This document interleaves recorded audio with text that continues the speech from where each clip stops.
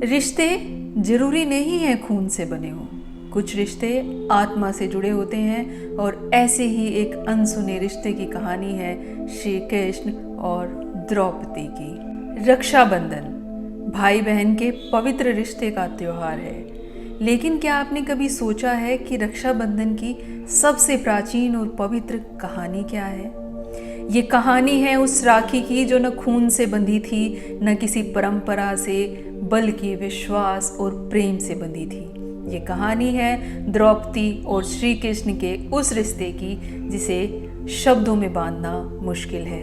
ये कहानी उस वक्त की है जब भरी सभा में शिशुपाल श्री कृष्ण को न जाने कितनी गालियां दे रहा था। शिशुपाल श्री कृष्ण की बुआ का पुत्र था और श्री कृष्ण ने अपनी बुआ से वादा किया था कि वो शिशुपाल के 100 गुना माफ करेगा।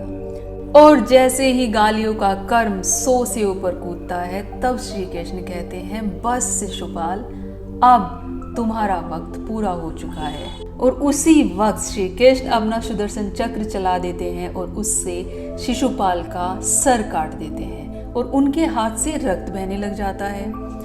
दरबार में खड़ा हुआ हर एक इंसान देख रहा था कि श्री कृष्ण ने शिशुपाल का वध किया, पर वहां पर कोई एक था जिसकी नजर श्री कृष्ण की उस उंगली पर थी जिससे खून बह रहा था, और वो थी द्रौपदी।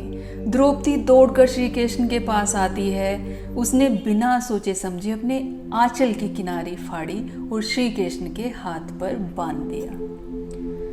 उस एक पल में 2 आत्माएं एक दूसरे से बंध गई, बिना किसी रिश्ते के नाम के। श्री कृष्ण ये सब मुस्कुराकर देख रहे थे। उन्होंने मुस्कुराकर द्रौपदी से कहा, द्रौपदी, तुमने मुझसे कुछ मांगा नहीं, लेकिन आज तूने मुझे बांध लिया है। आज मैं वचन देता हूँ, जब भी तुझे मेरी जरूरत होगी मैं उपस्थित हो जाऊंगा, हर जन्म में, हर युग में। ये वही वचन था जो चीरहरण के समय निभाया गया।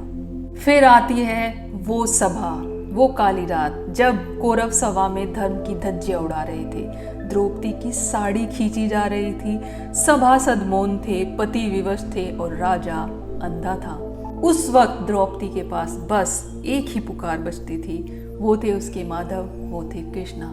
और जैसे ही द्रौपदी अपने हाथ जोड़कर अपने कान्हा को बुलाती है, अपने माधव को बुलाते हैं, उसी क्षण जो उंगली पर बांधा हुआ वो छोटा सा कपड़ा था, वो बन जाता है एक अंतहीन चीर।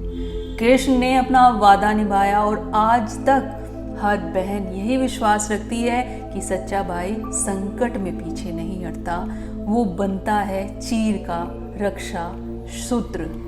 इतिहास में यह घटना रक्षा सूत्र के नाम से जानी जाती है, जहां द्रौपदी का वह आंचल एक राखी बन गया। आज भी कई विद्वान इसे रक्षाबंधन की आदि कथा मानते हैं।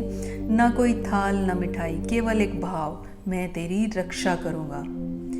हाँ, लेकिन ये भाई बहन का रिश्ता सांसारिक नहीं था, ये आत्मिक था। कृष्ण ने कभी द्रौपदी को बहन नहीं कहा, लेकिन उसकी रक्षा हर बार की। कृष्ण मित्र भी थे, मार्गदर्शक भी थे और भाई भी थे। द्रौपदी कृष्ण को सखा कहती थी, लेकिन वो संबंध एक रक्षक का था। कृष्ण ने कभी द्रौपदी को अकेला नहीं छोड़ा, न मन से न कर्म से। आज जब आप अपने भाई को राखी बांधने जाएं, एक बार उस द्रौपदी को याद कर जिसने आंचल से भाई को बांधा था, और उस कृष्ण को जिसने एक स्त्री की इज्जत को अपना धर्म माना था। रिश्ते खून से नहीं, प्रेम और वचन से बनते हैं। रक्षाबंधन की पावन बेला पर उन रिश्तों को भी याद करें जो नाम से नहीं, कर्म से होते हैं। इस रक्षाबंधन पर अगर आपके पास कोई सगी बहन नहीं है, भाई नहीं है, तो किसी ऐसे की रक्षा का वचन लीजिए जिसकी रक्षा करके आपको वो भाव उत्पन्न हो जाए। क्योंकि भाई होना खून का रिश्ता नहीं, यह एक वचन है, एक कर्म है, एक आत्मीयता है। भगवान करे आप सब भाई बहनों की जोड़ी हमेशा सलामत रहे। जय श्री कृष्णा, राधे राधे।